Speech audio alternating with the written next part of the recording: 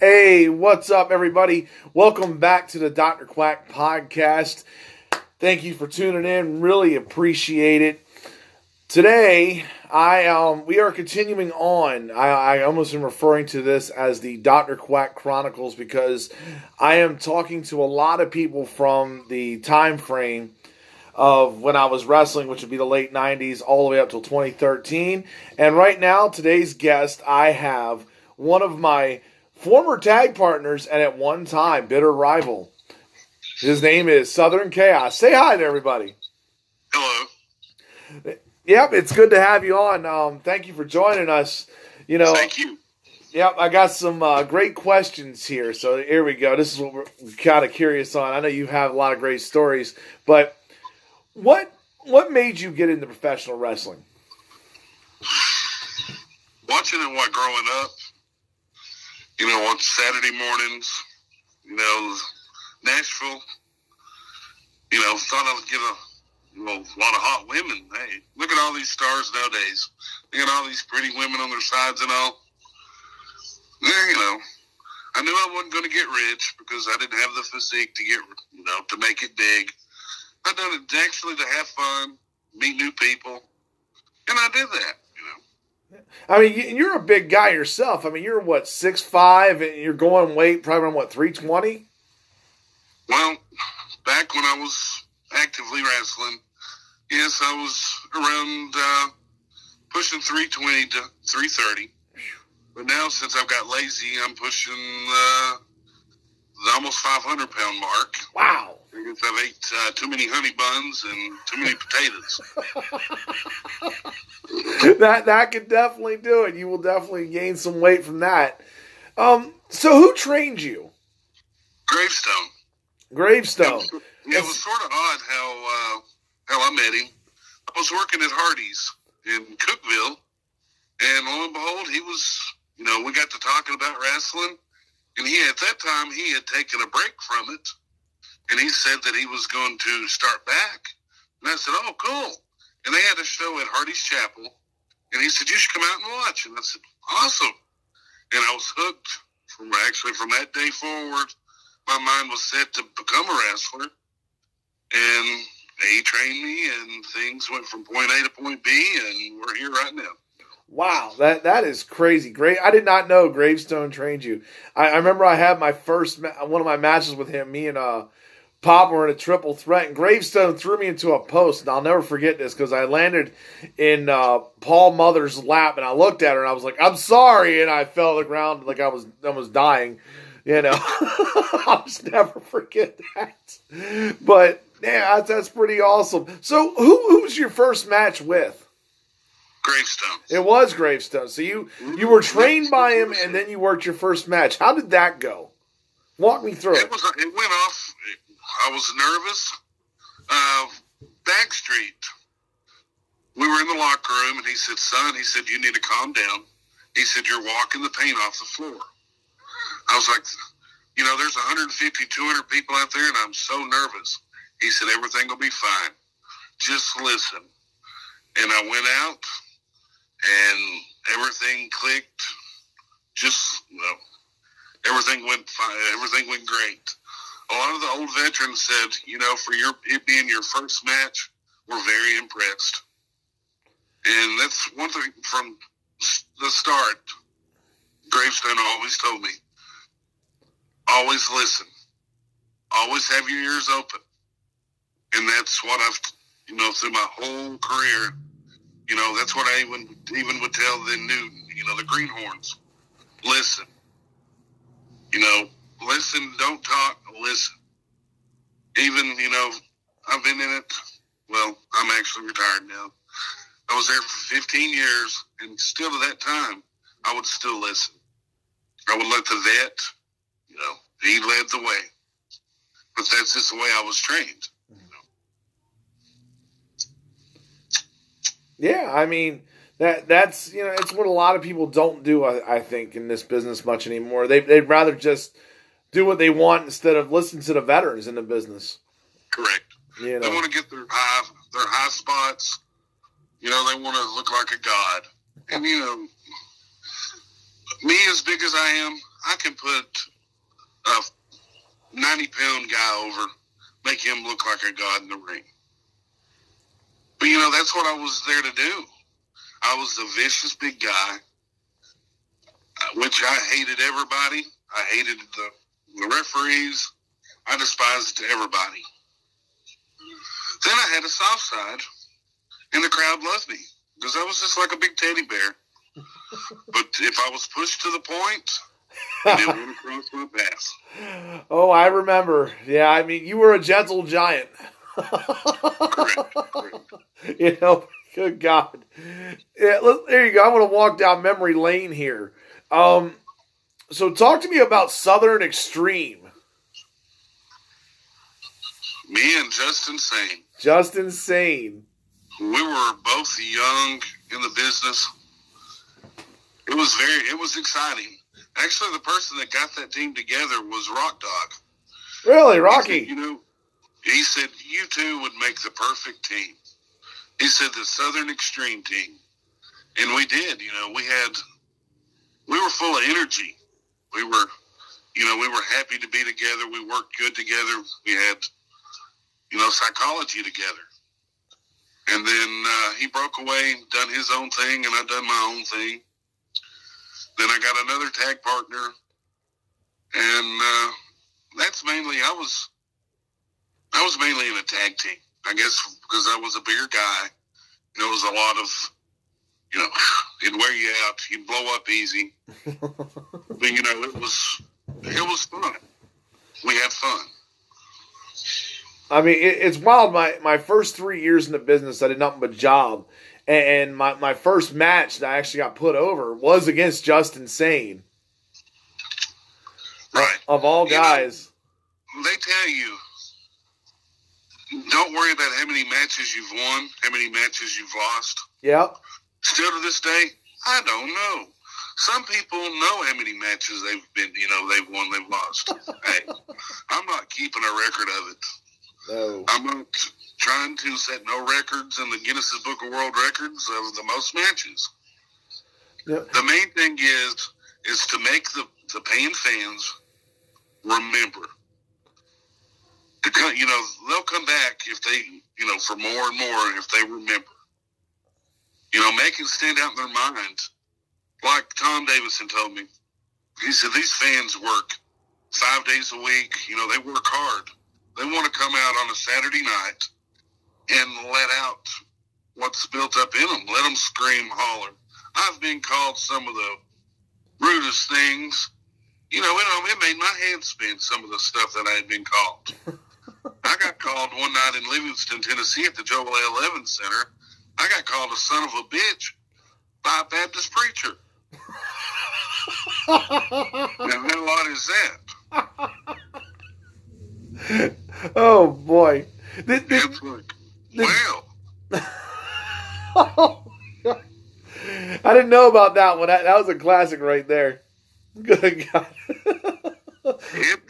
I was like, well, Tom told me, he said, Kevin, he said, you done the right thing. He said, you made him believe it. Hey, that's what I'm paid to do. I loved it. And I still love it. Yeah. But it's not like it was, it's not now like it is. It's not the same as it was, I should say. What would you say some of the big differences are between back then and today's current professional wrestling? Back then, you had people that would work. They would work the rear ends off. You were a team inside the ring. Now it's everybody's wanting to hit their high spots. They want to all be glorious. It's all about me, me, me, me. They don't realize and understand.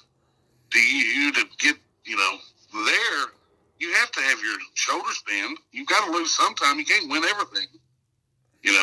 Right. But the young kids don't realize that. That there's some that I've seen that, they're belt marks. They got to have a belt. They got to have this. They got to have that. Hey, I was 13-time IWF Tag Team Champions with 4 different partners. Yeah. I was one time, what was it?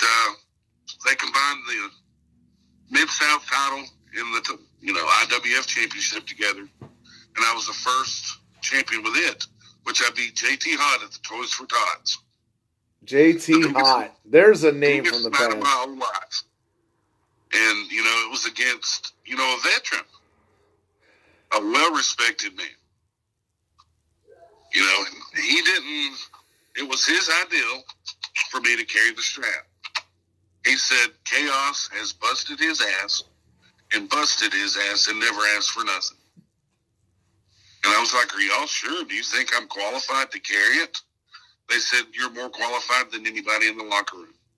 And I was like, if you see fit, I carried the title for about 6 months, and I lost it to Rage. And another veteran, Yeah. I didn't have one problem, respected man, and I would do anything for him. That's just, I guess that's where the gentle giant comes out. Oh, yeah. So, I mean, and you brung this up just a couple minutes ago. You were talking about belt marks. And I've got to ask, 'cause I remember this rivalry back in the days with you and a guy named Jason Scott. Yep. I mean, I remember it went on for months. You guys would work bull rope matches and all sorts, throughout the shows that we would do. We were doing this 278s. What was it? It was for the National Guard, the 278s. Yeah, the 278 tour. Yes. And it was the Good South, which was me, against the French Canadian, which was Jason Scott. I was trying to represent the United States, and we beat each other to bloody pulps at times. But, I respected him. He respected me. I gave him my life and, to make sure that I was taken care of, vice versa. And at the end of the night, we were bruised, we were beaten, but we still, showed our respect to each other. And about the belt mark with Jason Scott. Yeah, I'm interested to hear your take on this. I believe what it was, he was young in the business. He was just happy that they gave him faith in to carry the belt. It's people's got different views of it. Yeah. And he should have went about it, a different way than how he did. I've seen a lot of, stuff that I would say something about, but I didn't. I kept it to myself. But all around, he's a good guy. Yeah. He means well with the business. He, a lot of people forgets where they come from. They don't realize that they started out in, little independent, business in Gainesboro, Tennessee. 3,000 populated people, They're a hole in the wall, more or less. There's nothing that comes from there. Right.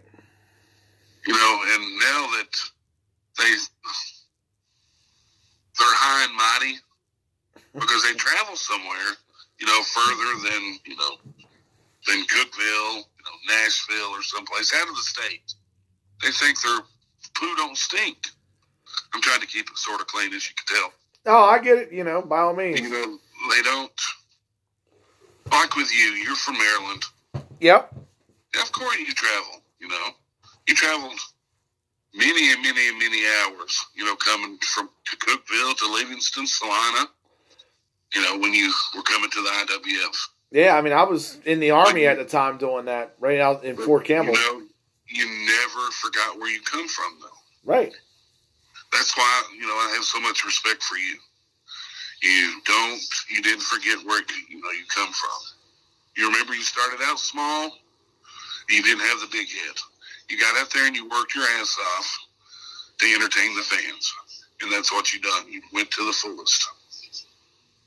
You've wrestled in front of 500 people, 1,000 people, and wrestled in front of 2. Yeah. But you never showed a difference in the amount of people that's in the seat. You always busted your ass. That's it. Yeah, that's what, I got one for you now. Here's another one. Do you remember the special ed incident? Oh, Lord.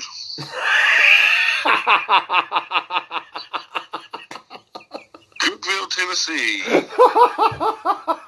Ooh, that was a bad night. Oh my God. I mean, because the first thing I remember is remember you had to go to Walmart. For specials. Yeah, I think you were going there for tape or something. I can't remember. I think it was wrist tape you were looking for. Yes. And it was me, you, and the karaoke kid later on, yeah, and Toby Farley. You want to walk people through this? That was a character that was shot right before it ever started. Oh my God! But it was probably money though.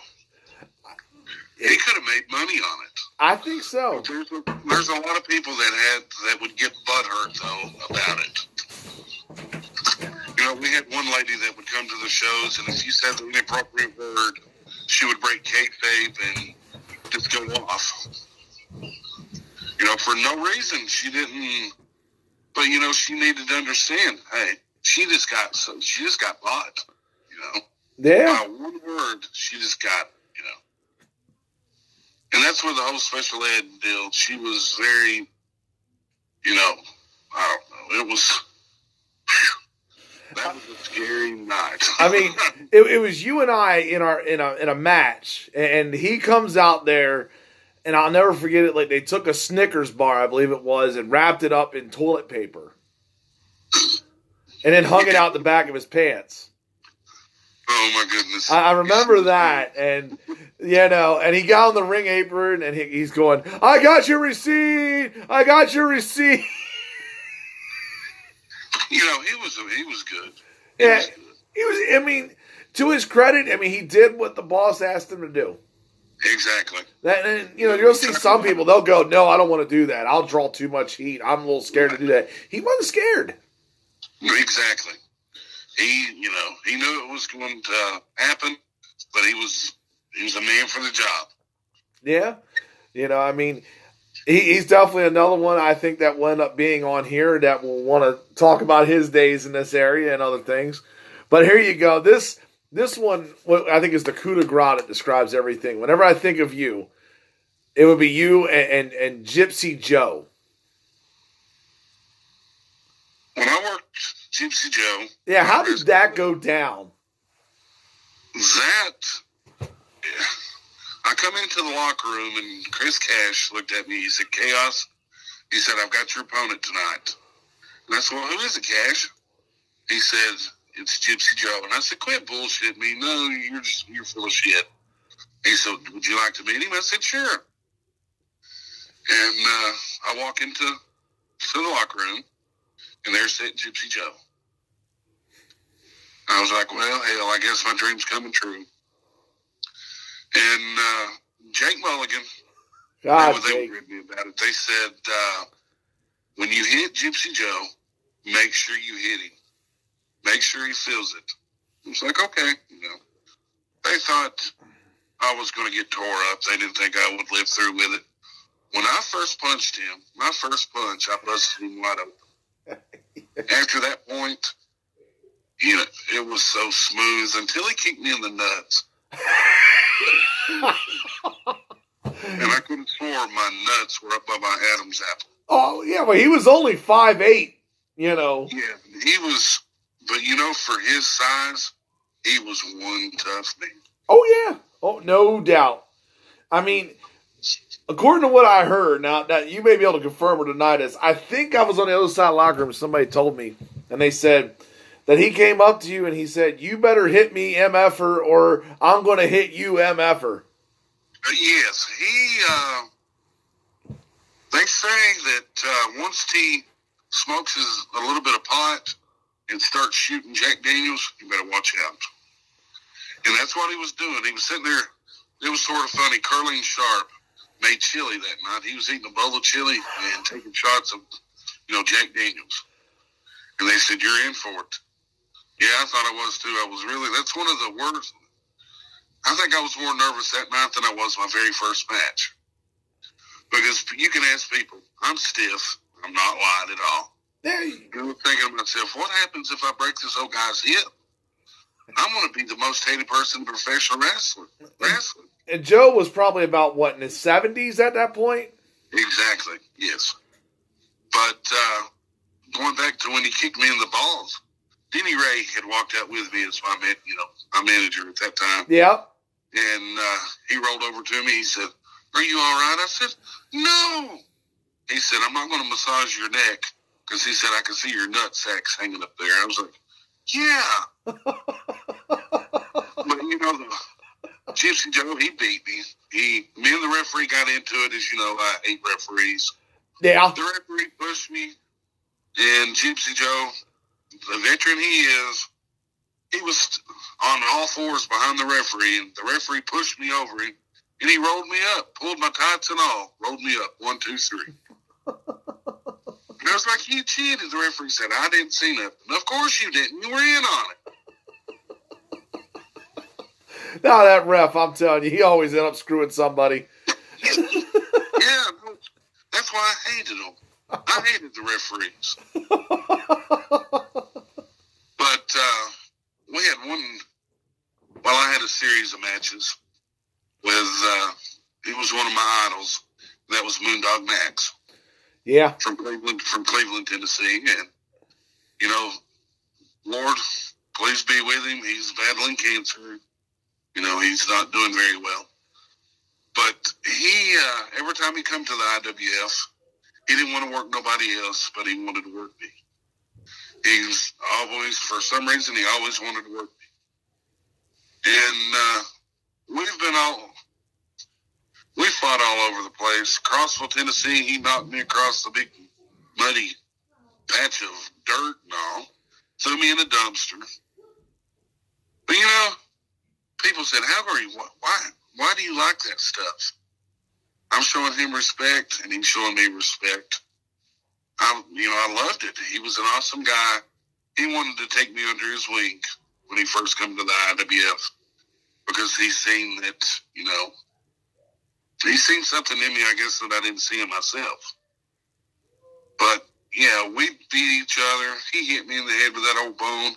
And trust me, folks, that old bone, it hurts like hell. Dude, I will never forget that match down there in Chattanooga for Gene Championship Wrestling that I was involved with him with Moondog there. I mean, good God. It was funny. I guess you all were in the back, and like he had me in a choke, right? He's like, "Just stay here, kid." And I'm sitting there like, all right. And a 190-pound freak comes out there and starts banging on his back.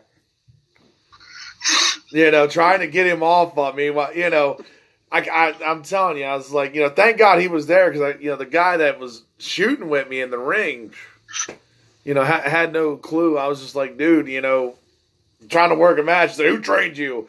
Thought he was all hot and everything because, he wrestled in Japan for a year. That don't mean dick, Right. Hell, I couldn't work over in Japan because or China, I can't stand their food, and they're all slant-eyed, and I definitely can't understand their language, Yeah. I'd be lost. I wouldn't go nowhere. I'd be stuck in the same place. You'd be like Godzilla over there, man. The size, man. Jesus. But, remember, here we go. Southern Quackers. Oh, I'll tell you. I got the... You got your Southerner. You got your Northerner. And you got your Southerner. Yes. That was one of the best tag teams. I loved it. It was hilarious, man. I mean, our first theme song was the Dukes of Hazzard theme song. The good old boys. The good old boys. We came out there and... Huh? That's what we were. We were just good old boys, We were. It was classic. Fans loved it, man. I mean, exactly. It seemed like a lot of times we were partnered up, of course. We had to work BCI. We'd always work Daddy Mac and combination of anybody. Papa and... Talking about a stiff tag team. I guess that tag team there with BCI, My second match, I tagged with Talon at the House of Pain. And Daddy Mac had just come back from shoulder surgery, so it was Corey Crichton primetime and Rock Dog. Ah. And Daddy Mac was still swinging chairs at, even with that one arm. He hit me in the head with a chair and split the chair over my head. Mm-hmm. The time that night was over, I had took 13 to 14 chair shots. I looked like a unicorn. I had the biggest knot on my head. I think that's what made me come back. And Daddy Mac said, if you're going to let us beat on you, we're going to constantly beat on you. You need to start fighting back. And that's what I did. Once I started fighting back, they eased up some. Yeah. But it was just them showing me, the business could be this way or the business could be that way. Yeah. It just depends on how you make it. I mean, Daddy Mac and Papa. Mac was a little more stiffer than Papa. Papa was somewhat light with me. I don't know how he was with others, but he'd work light, and I'd appreciate it. And I'd work, light with him. We'd do well.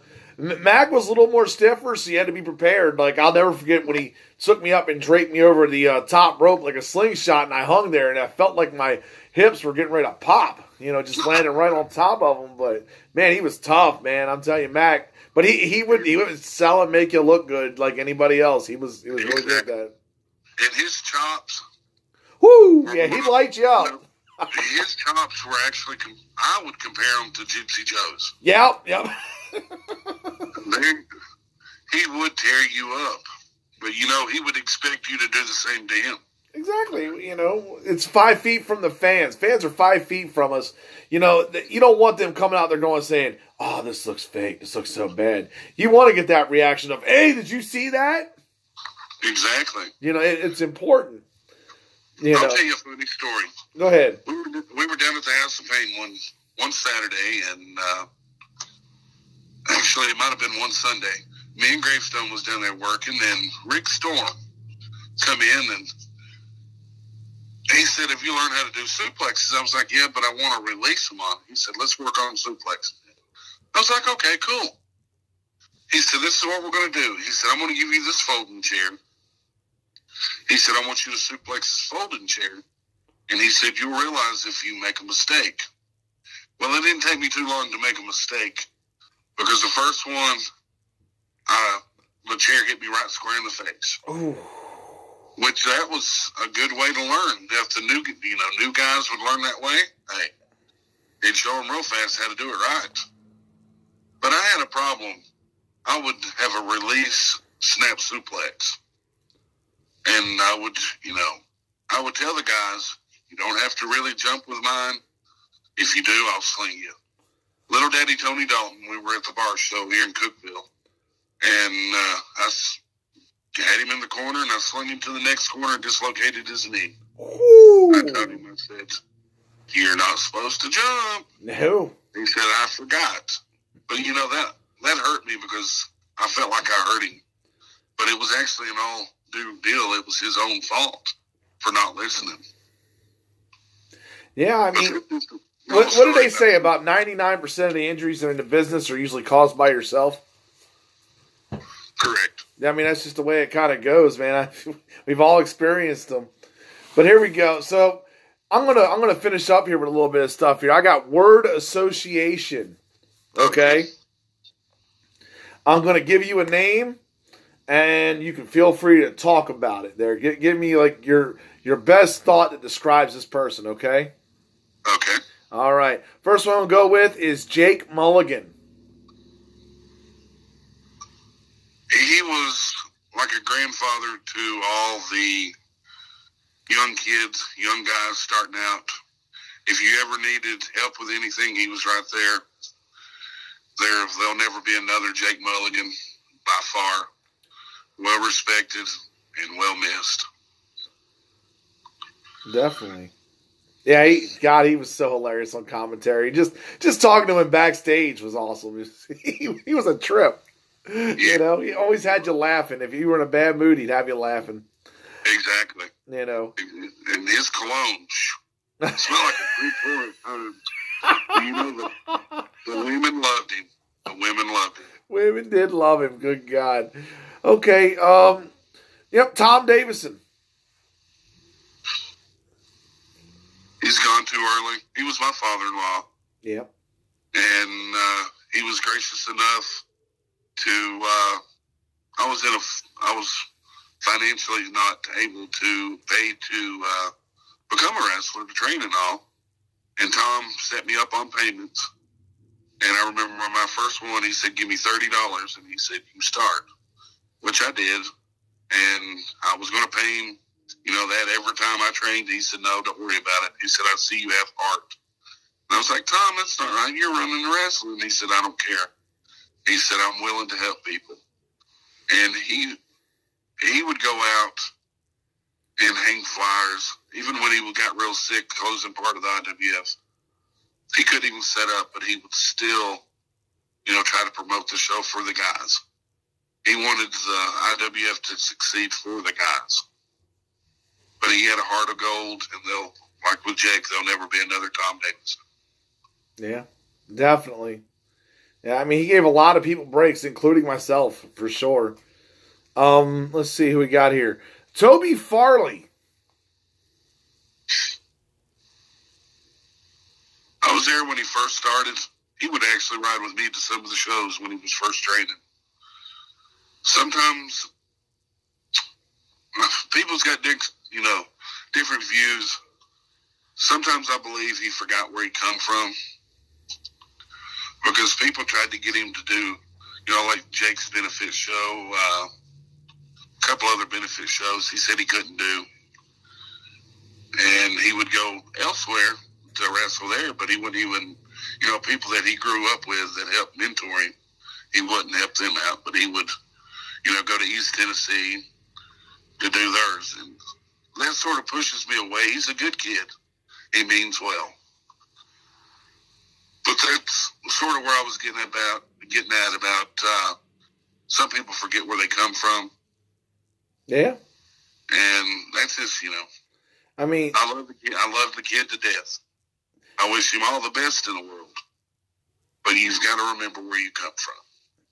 Yeah, I mean, he's definitely made it, had a really illustrious career so far. I mean, wrestling all over, with the NWA and such. I mean, I follow him a little bit on Facebook, try to as much as I can. I know he's, going all over. But yeah, I mean, it's hard. I mean, some people forget it. I mean, I always try to remember my roots, and it's not easy. Exactly. So there you go. Paul Sharp.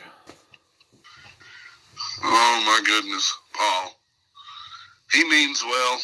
He's good at the video part, crappy at booking. And me and Paul's had our ups and downs. Mm-hmm. He would always say, you never need to bring the Nashville people in. You need to think about your locker room. Then he turns around and he does the opposite of what he says. And he does not need to wear wrestling tights. He was at Covil Armory, and his nuts were all hanging on one side. At least split them, Paul, Yeah. I remember. Jeez, when you watch this video, I'm sure you'll see my face beat red right now because I'm laughing way too hard at that one. Sorry. Yeah, it's all good. Here we go. Let's continue on here. Backstreet. Very respected. He was one of the guys I had one of my last matches with. It was me and Ricky Storm against Denny Ray and Backstreet. I couldn't say Backstreet is one of the true veterans. As I was growing into the business, if I ever needed to talk to anybody, he was there to listen, no matter when it was, before a show, after a show, not even during a show. I could call him and talk to him, and he would talk me through things. He's A1 in my book, and he's just an awesome guy to be around. Yeah.